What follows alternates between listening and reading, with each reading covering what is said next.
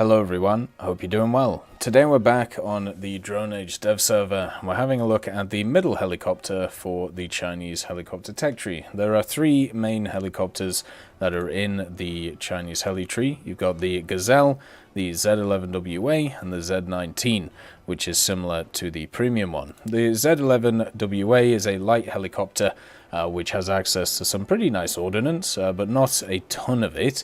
To kind of write home about, but enough to be able to pack a punch and be able to take on a few hordes of enemies. You have the Zuzu Aero engine factory WZ-8Z-8C engine, which has 50 kgf of takeoff thrust powering this thing, showing that it's really not a machine that's going to have a ton of power behind it. You have the transmission, you also have the pilot, which once again is exactly the same as the Gazelle one, so as the SPI, 20 times optics and MVDs. It's probably the same system copied over to this machine as well. Armor-wise, doesn't exist, not a surprise, it's a very, very light helicopter. And modification-wise, it's set up kind of similarly to the Gazelle. The only major difference between it is that this does actually get thermals, as you can see, and then gets an upgraded missile as well. So the Gazelle only gets standard MVDs, this one gets thermals, and it gets a bigger missile. That's quite decent for, a slight jump in BR, if we're being honest. This has access to the Type 57 ones to start with, 36 of them, just like the starter heli, 150, 130, 75 penetration respectively. Also, with the HJ-8C, these are semi-automatic missiles, just like the A's that exist. The major difference between the two, if I can just create a thing to kind of compare them for you. There we go. The major difference between the two is the fact that one has a tandem heat warhead and the other one only has a heat warhead.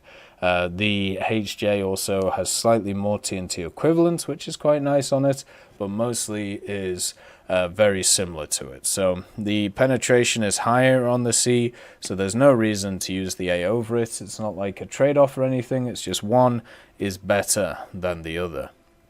It spends 590, 511, 295 at the end of the day, and also still has the same travel distance though, which is a bit of a problem. It would be much better if the travel distance was a little bit higher, so you didn't have to get as close to the battlefield with these machines. The FS-70 rockets are also in, but you only get 14 of them in total, and I feel like that's not enough to try and get people to use them. I think you'd need way more to actually sort that out. Maybe equal to the 18 or something similar to that of the Type 57, or maybe something else entirely. But as a stock setup with access to the Type 57s, it's not that bad.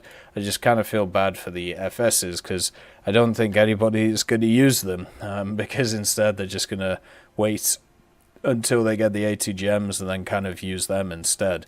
The 8.7 lineup for China is very good. The 8.3 lineup isn't as good, even though they've just added the ATGM carrier. The 8.7 one for ground, the PTZ-89, ZTZ-88, the M60, the ZTZ-59, the PGZ, and then the WZ. Even the PTL-02 of this BR works very, very well.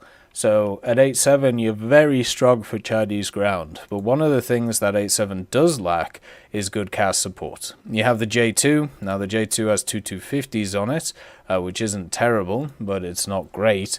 And then also you have the H5 with the big bomb, the 3000, and then the F-84G with the two 1000s, which can drop independently. So there are okay options here for 8.7, but not the best. The helicopter could be a nice vehicle because it would slot into that lineup with the other Chinese ground vehicles. The issue with the Gazelle is China at 8.3 is not that strong. It's very heavily reliant on premiums, whereas the Z-11WA sits in a lineup that is strong. So as a cast element, this one I feel like could work fantastically well compared to others that you may see around the place.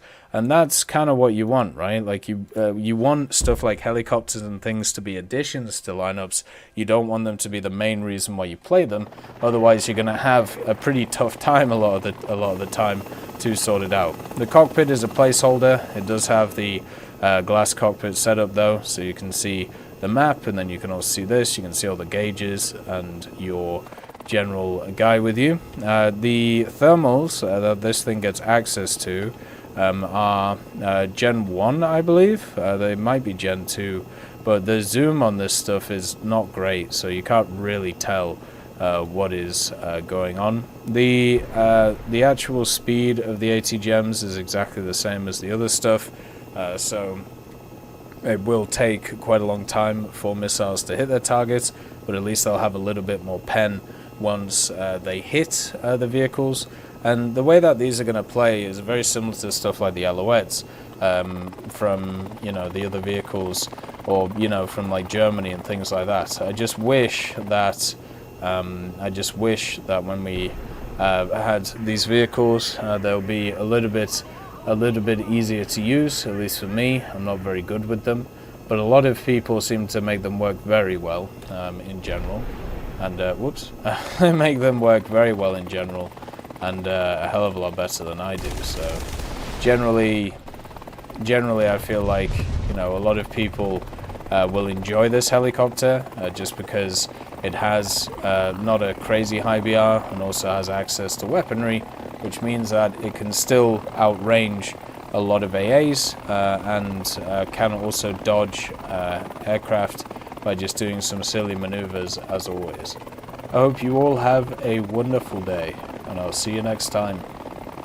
I'd just like to thank Nicholas Richardson, Elove Goat, Pyman675, Winter Scientist, Merciless Reaper, Jerry Prevolt, Megadino King, Orange Tail, Teddy, John Ryman, Universe, Ambrosius McClellan, Daniel Stanton, Moxie, B. Young, Uncle Bean, Sem Arslan, Derek R., Bareen, Lafouche, and Samuel Slick for supporting the channel.